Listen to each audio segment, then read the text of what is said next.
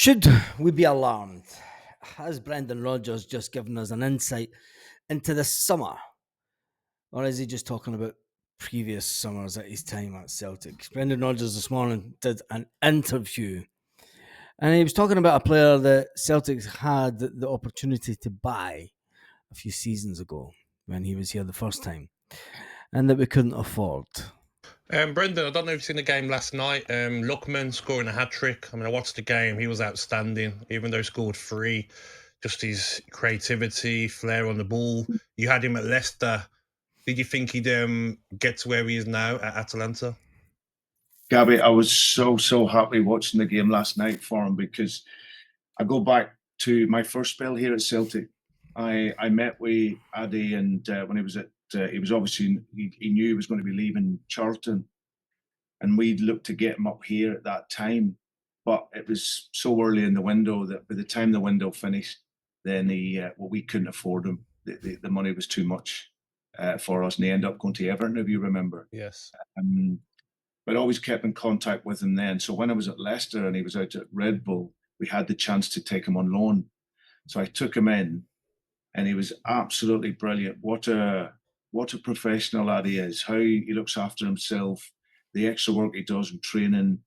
Those goals that he scored, he practices those. After training, he'd always do extra finishing. His professionalism was unbelievable. And the only sad part for us was at the end of that season, we had a clause where we could have bought him for 14 million, but if you think back to that summer, we couldn't sign any players. And then one of my guys that I worked closely with here at Celtic and at Leicester was a guy called Lee Congerton, and Lee was by then the general manager of Atalanta. And when he knew that we weren't able to take him, he took him then out to Atalanta, and he's done absolutely brilliant there. So I'm so happy. The goals he scored, especially the second and the third one. The third one. The second one as well. Yeah, but the nutmeg and the finish.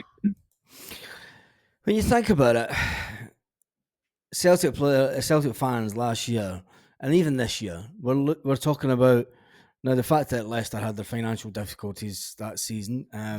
But he said that even when Celtic tried to get the player and they couldn't due to the financial restraints at Celtic.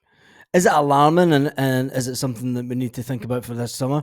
Because please don't make it another summer where we go out and buy prospect signings to make the club better. We've been down that road already, and maybe this is a warning shot across the board to Celtic fans to what they might expect this summer. Now, I know he was talking about Leicester, and they couldn't afford them at 14 million.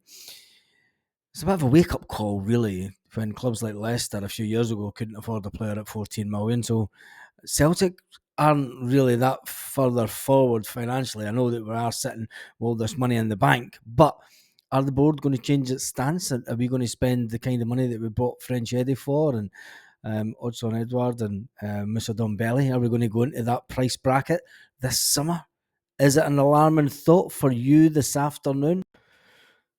And then there's the question that always gets asked. Media people always talk about it. It's never going to happen, but they talk about if Celtic and Rangers were to get into the English Premiership and the kind of money that teams like Leeds and Southampton make Leeds could possibly make in the English Premiership and other teams. I mean, you look at clubs like Brighton, for instance, and he was asked the question, as always, where would Celtic be if they won promotion into the English Premiership?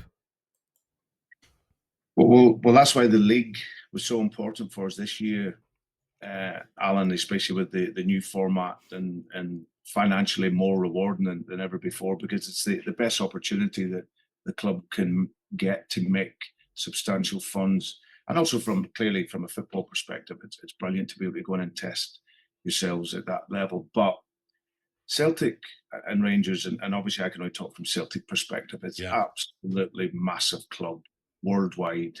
And there's no doubt if Celtic was in the Premier League, it would be up there in minimum that top six bracket. You need 100,000. Boom! Within the top six. And people say, no, they wouldn't. Of course they would. When you look at the parity of what Celtic would get financially, The City Stadium. Yeah. 3 Oh, times, you 4 would. times over. You would, Gary. It's absolutely incredible. Wherever you go in the world, Yes. you will meet Celtic supporters. The fan base, the history of the club. That's what makes it a truly, truly massive club. Brendan, you talk about professionalism. There's no doubt in my mind Jordan Henderson is one of those players that comes in that category, looks after himself, professionalism. Got a bit of stick going to Saudi, back over playing in Hull.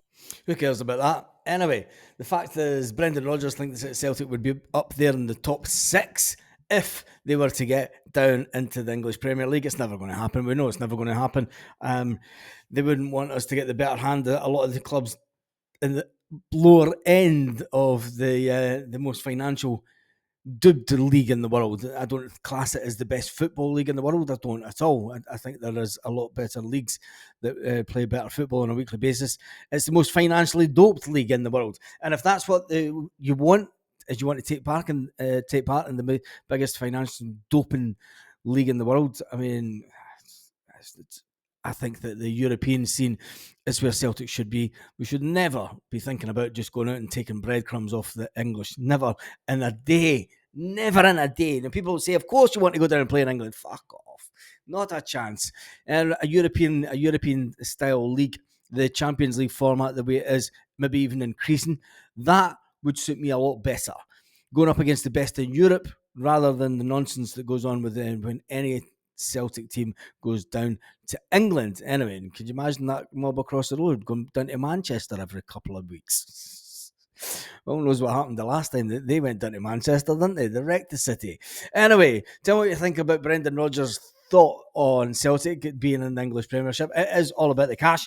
And he said it was important, and that was one of the reasons that the club wanted to win the league this season. Because, let's face it, if the club across the road had won the league this year, it would have put them on a level playing field with Celtic, definitely. And they would have went out and spent ridiculous amount of money to then try and overcome and dominate Scottish football. But there's only one team that's dominating Scottish football, and that's the team that's been dominating it since around about 2000, and that's the mighty Glasgow Celtic. Now we know that the media are completely overwhelmed with transfer speculation for Celtic, and we will be over the next couple of weeks. I think that I'm not going to keep on adding to it. I'm going to keep my thoughts on any transfer speculation in-house because there's no use adding to it. We do have an important game this weekend. I've seen another defender being linked with Celtic this morning. I think it's just all paper talk by the mainstream media. Celtic have a job to do, and once we get that job over the line after Sunday, I was saying on Monday, we could start talking about speculation. We could start talking about players that will obviously leave Celtic, and we'll start talking about, is Brendan Rodgers going to get the kind of money that we want him to get to take the club forward? If he was at Celtic and he was after a player the first time round, and then when he went to Leicester, even Leicester couldn't afford the guy at 14 million due to the financial constraints that they had then. What does it say about this Celtic team now? We're guaranteed the best part of 35 million plus in the Champions League. We're sitting with 65, 70 million in the bank. Season tickets have just been renewed. The deadline is today. Thousands of Celtic fans, tens of thousands of Celtic fans have just paid over £600 odd per ticket. That's just went straight into the coffers of Celtic Park. Celtic will reduce the wage bill over the next couple of weeks with players like James McCarthy leaving the club, taking a big chunk of wages out. And there'll be a lot of other players that will leave the club in the next couple of weeks that will help the wage bill. Celtic have the opportunity to go out and make this a summer to remember for Celtic fans. But I think it'll be a bit of fucking normal, isn't it? It's just going to be, you can tell. You can just tell. We're going to go out and we're going to get a goalkeeper that's maybe...